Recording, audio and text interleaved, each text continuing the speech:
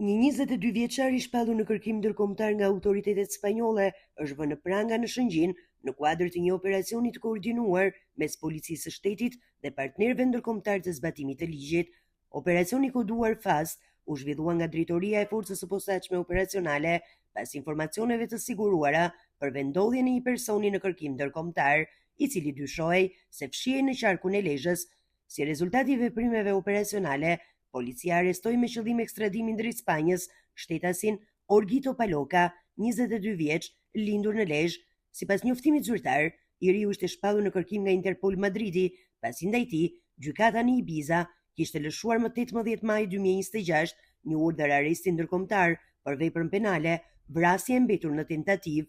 Autoritetet shqiptare bëjnë me dije se lokalizimi dhe arrestimi i tij u mundësua fal bashkëpunimit të ngushtë dhe shkëmbimit në kohë reale të informacionit me homologët spanjoll përmes rrjetit Enfast, i cili shërben për gjurmimin dhe kapjen e personave në kërkim ndërkombëtar. Pas arrestimit, 22 vjeçari është vendosur në dispozicion të procedurave ligjore, ndërsa strukturat kompetente po ndjekin hapat e nevojshëm për ekstradimin e tij drejt Spanjës, ku do të përballet me drejtësinë lidhur me akuzat e ngritura ndaj tij.